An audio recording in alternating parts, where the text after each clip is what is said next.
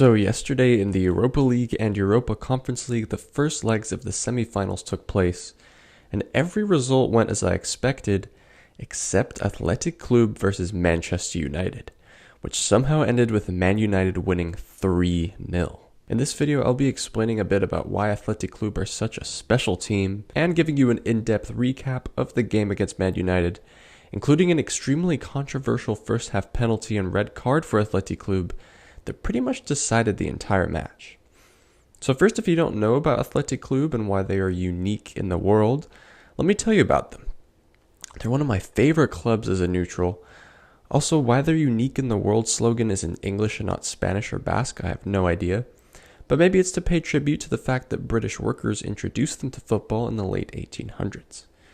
Anyway, basically what makes them unique in the world is the fact that they only sign players from the Basque region of Spain, also a tiny bit of France.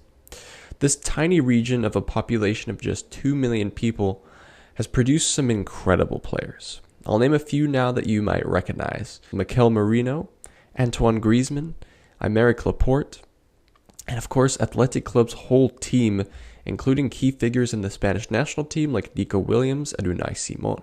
The Basque region has also produced some of the best managers in the world right now, like Xabi Alonso, Mikel Arteta, and Unai Emery. Now, there are actually two other La Liga clubs from the Basque region, Real Sociedad and Osasuna. And while about half of these clubs' players are Basque, Real Sociedad and Osasuna can sign players of other nationalities too. That's what makes Athletic Club so unique. Every single player there was raised in the Basque region. By the way, just to clarify, it's not about your ancestry. It's about where you were actually raised. For example, even though Marco Asensio is Basque by heritage, he wasn't raised there, so he doesn't count. And even though the Williams brothers are Ghanaian by heritage, they were raised there, so they do count. I think that's definitely the right way to do it. This club also is a rare example in today's modern footballing world in that the entire club is owned by the fans and members. They don't have a billionaire owner controlling the whole thing. Also, if you watch the match, their atmosphere and togetherness, unity as a club, was amazing to watch. Let's get into the match itself. Now, it wasn't pretty at all from an Athletic Club perspective, but if there's any Man United fans watching, I have to congratulate you on how your players attacked the game. Athletic Club had a couple of decent chances at first, but then on the other end, Harry Maguire decided to turn into David Beckham, dribbling past Zigar, twisting and turning, and whipping in an incredible cross that was knocked on by Ugarte and finished off by Casemiro. A dream start by United, but if I had to pick three players that combined for a goal, I think Maguire, Ugarte, and Casemiro would be the last three that I'd pick. Anyway, United started the game brilliantly, and it was only a couple minutes after that where the controversy kicked in. So this chance just looked like a powerful cross that Højlund couldn't get to in time, but the referee went to check VAR and found that the defender, Dani Vivian, actually did slightly pull back on Højlund. And what was his decision here? A penalty and a red card. Now, a lot of people were shocked by this, myself included. It seems really harsh to not only give the penalty, but also a red. When I first saw that, that seemed like total overkill. But let's break the whole decision down. In fact, I'm not going to do it. Let's ask United's captain, Bruno Fernandes, to do it, since he got asked about this very topic after the game. Bruno kindly explained to us that if Vivian tackled with his legs, that would be seen as a genuine attempt to get the ball, so it would be just a yellow card. However, since he pulled Højlund with just his arms, there's no attempt of actually getting the ball there, so that's considered a denial of a goal-scoring opportunity. I have to say, after consulting the official rulebook, Bruno is 100% right here. This rulebook says in order for a player to be sent off for denying an obvious goal-scoring opportunity, 4 elements must be present.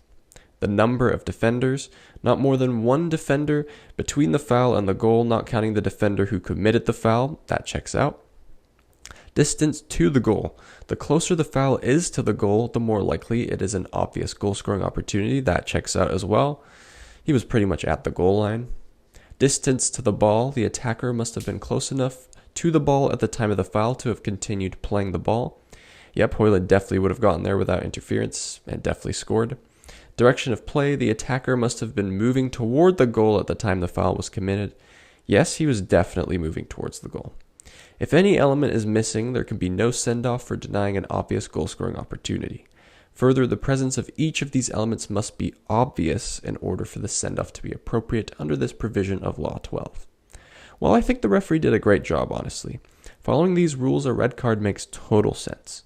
I'd say it just feels like such a tame red card compared to something like Suarez's handball. The kind of pushing and pulling that Vivian did here was really soft, and Højlund clearly goes down easily if you watch it at full speed. It's the kind of thing that happens even more egregiously on every single corner kick. But honestly, I can't fault the referee. By the rulebook, he did the right thing. And with the man down and 2-0 down after Bruno scored the penalty, Athletic Club collapsed at the end of the first half, conceding again, and it looked like it could get even worse. But to their credit, they did defend very well in the second half.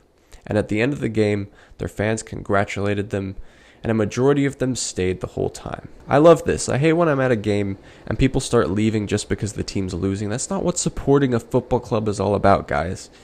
You gotta support them when they win and when they lose, even against an opponent like Man United. I forgot to mention this little detail, but this loss stings way more for Athletic Club because the Europa League final is actually going to be played in their stadium. That would have been a dream come true for them to beat the Wi-Fi password Bodo Glimt in the final to lift the trophy in their own stadium, but unfortunately that doesn't look like it's going to happen. Although if any team had to bottle this, I wouldn't put it past United at Old Trafford. Let's see what happens next week. Anyway, I know I've talked a lot about Athletic Club in this video, but I do want to give my congratulations to Man United. You did fully deserve the win. Despite the whole controversy with the referee decision, even without that, you guys definitely played the better game and deserved to win overall. Anyway, if you enjoyed the video, please leave a like and subscribe to Footballers for more videos like this one.